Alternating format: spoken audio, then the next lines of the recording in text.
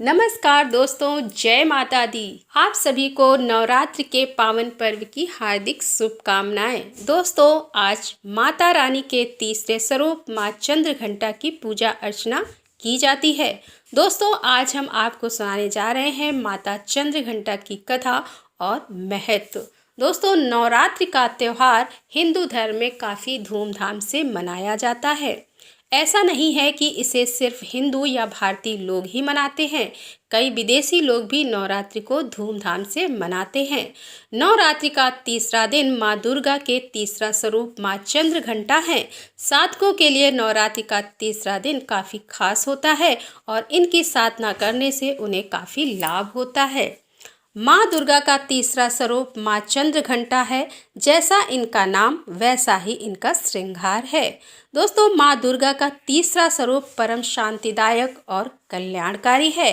नवरात्रि में तीसरे दिन पूजा करने का अत्यधिक महत्व है और इस दिन पूजा करने से साधक का मन मणिपुर चक्र में प्रवेश करता है। माँ चंद्रघंटा की कृपा होने से साधकों को अलौकिक वस्तुओं के दर्शन होते हैं और दिव्य सुगंधितियों का अनुभव होता है और तरह तरह की दिव्य ध्वनियाँ सुनाई देती हैं। दोस्तों, माँ चंद्रघंटा का श्रृंगार क्या है? माँ चंद्रघंटा के मस्तक पर घंटे के आकार का अर्धचंद्र है। इस कारण से इन्हें चंद्रघंटा देवी कहा जाता है। इनके 10 हाथ हैं और 10 हाथों में खड़ग शस्त्र और बाण है। इनका वाहन सिंह है। इनके शरीर का रंग स्वर्ण के समान चमकीला है। इनकी मुद्रा ऐसी है जैसे ये हमेशा युद्ध के लिए तैयार हों। दोस्तों, अब हम माँ चंद्रघंटा की कथा कहेंगे।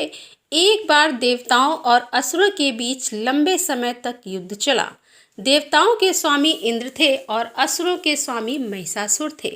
महिषासुर ने सभी असुरों को इकट्ठा कर स्वर्ग पर हमला किया और देवताओं पर विजय हासिल की, जिसके बाद उसने इंद्र का सिंहासन प्राप्त कर लिया और स्वर्गलोक पर राज करने लगा। देवताओं की हार के कारण सभी देवता पृथ्वी पर विचरण करने लगे और फिर उन्हें लगा कि इसका उपाय अब ब्रह्मा, विष्णु और महेश यानी शिव जी ही है निकाल सकते हैं। सभी देवतागण इन तीनों देवताओं के पास गए और सारी घटना सुनाई और बताया कि महिषासुर ने इंद्र, चंद्र, वायु और सूर्य समेत अन्य देवताओं के अधिकार छीन लिए हैं और उन्हें बंदी बना लिया है और महिषासुर खुद स्वर्ग का राजा बन गया है। देवताओं द्वारा ये घटना सुनकर ब्रह्मा, विष्णु और भगवान शिव को भयंकर क्रोध आया। उस क्रोध के कारण तीनों के मुख से ऊर्जा उत्पन्न हुई और इनकी तीनों की ऊर्जा एक जगह पर मिल गई। इन तीनों की ऊर्जा से एक देवी का अवतरण हुआ। इस देवी को भगवान शिव ने त्रिशूल, भगवान विष्णु ने चक्र और अन्य देवी देवताओं ने अपने शस्त्र दिए। इंद्रदेव ने अपना वज्र और ऐरावत हाथी से उतारकर एक घंटा दिया। सूर्य ने अपना तेज और एक तलवार दी और सवारी के लिए शेर दिया। इस तरह सभी शास्त्रों से सज्जित होने के कारण देवी के इस अवतार का नाम माँ चंद्रघंटा पड़ा। इन सभी शास्त्रों से सज्जित होने के बाद माँ चंद्रघंटा युद्ध के लिए तैयार थी। जब वे युद्ध करने के लिए पहुंची तो महिषासुर ने उन्हें देख के समझ गया कि अब उसका काल सामने आ गया है। अपनी सेना को माँ चंद्रघंटा पर हमला करने के लिए कहा। सभी दैत्य और दानव उन पर हमला करने लगे। देवी ने एक झटके में दानवों का संहार कर दिया।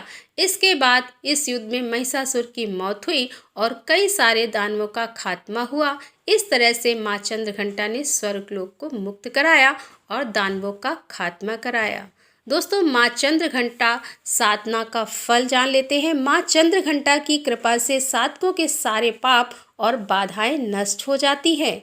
इनकी आराधना भक्तों और साधकों के लिए फलदायी होती है। माँ भक्तों के कष्ट का निवारण शीघ्र करती है। इनकी उपासना से भक्त पराक्रमी और निर्भय हो जाते हैं। माँ चंद्रघंटा के घंटे की ध्वनि हमेशा अपने भक्तों की रक्षा भूत प्रेतों से करती है। तो दोस्तों, यहाँ पे चंद्रघंटा माता की कथा समापन होती है। मिलते हैं अगले वीडियो में अगली कथा के साथ। तब तक के लिए जय माता दी।